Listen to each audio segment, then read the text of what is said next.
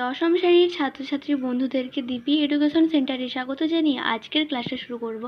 আজকে আমরা আলোচনা করব দশম শ্রেণীর রায়োমার্টিন প্রশ্নবিচিত্রার ভৌত বিজ্ঞান বিষয়ের যে সেট নাম্বার 12 আছে তার সমস্ত প্রশ্নের আজকে আমরা সমাধান করব।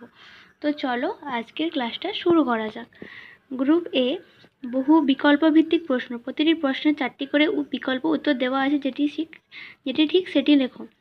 1-1 প্রশ্ন, একটি গ্যাসের বাষ্প ঘনত্ব 16 এনটিপিতে 5.6 লিটার, ওই গ্যাসের ভর কত? উত্তরটা হবে অপশন বি, 8 গ্রাম।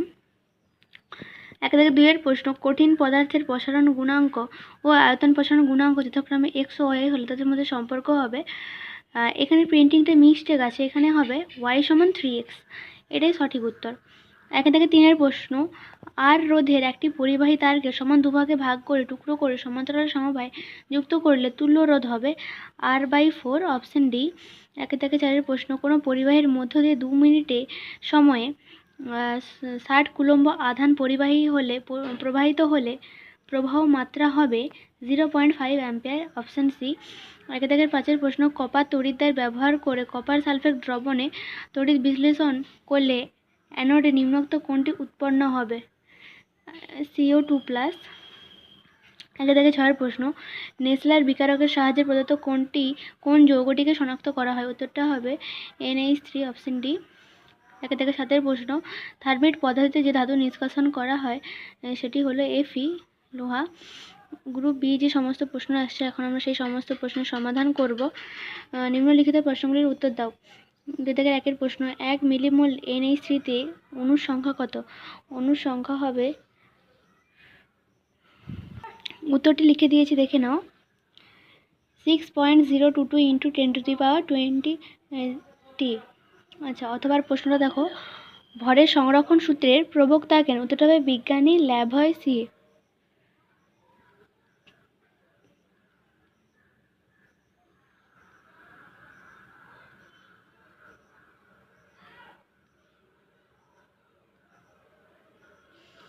দুই প্রশ্নটি দেখো, তরলের আপাত প্রসারণ গুণাঙ্ক ও প্রকৃত প্রসারণ গুণাঙ্কের মধ্যে সম্পর্ক লেখো। উত্তরটা লিখতে নিয়েছি দেখো, তরলের আপাতন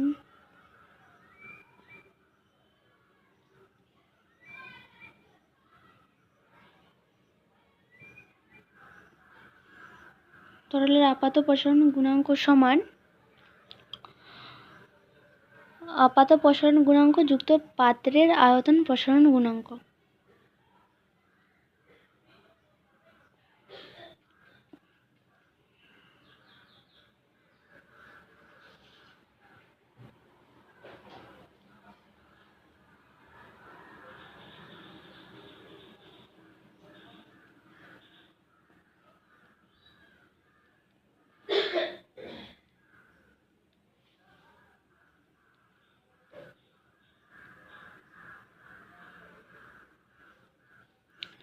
দুই থেকে তিনের প্রশ্নটা দেখো, একটি দ্বিধাতব পাতকে উত্তপ্ত করলে পাত্রটি কেন বেঁকে যায়? উত্তরটা এখানে লিখে দিয়েছি দেখে নাও, দ্বিধাতব পাত্রে থাকা দুটি ভিন্ন ধাতুর দৈর্ঘ্য প্রসারণ গুণাঙ্ক আলাদা হওয়ায় পাত্রটি বেঁকে যায়। অথবা প্রশ্নটা দেখো, জলের ব্যতিক্রান্ত প্রসারণ কি? 2-4 প্রশ্নটি দেখো, 3 অ্যাম্পিয়ার, 4 অ্যাম্পিয়ার এবং 5 অ্যাম্পিয়ার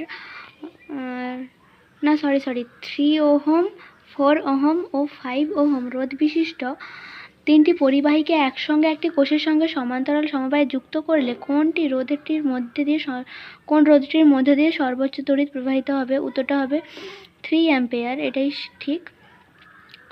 অথবা প্রশ্নটি দেখো, ফ্লেমিংয়ের বামহস্ত নিয়মে চৌম্বক ক্ষেত্র ও তড়িৎ ক্ষেত্রের মধ্যবর্তী কোণের মান কত? উত্তরটা হবে 90 ডিগ্রি।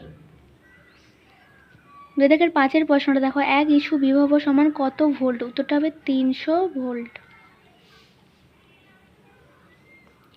2-6 প্রশ্ন দেখো, সত্য বা মিথ্যা লেখো। তড়িৎ বিশ্লেষণের মধ্য দিয়ে ইলেকট্রন চলাচল করতে পারে না। উত্তরটা হবে সত্য। 2-7 প্রশ্ন, বাম স্তম্ভের সঙ্গে ডান স্তম্ভ মেলাও। 1টা, ডুরালুমিন ধাতু সংকরের মূল উপাদান কি? উত্তরটা হবে অ্যালুমিনিয়াম। এর প্রশ্ন, সংশ্লেষণ পদ্ধতিতে HCl এর শিল্প উৎপাদন। গ্যাস কার্বন তড়িৎদ্বার।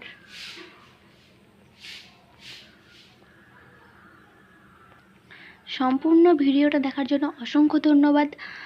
MCQ প্রশ্নের মাধ্যমে আজকের ক্লাসটা শেষ করলাম। ধন্যবাদ।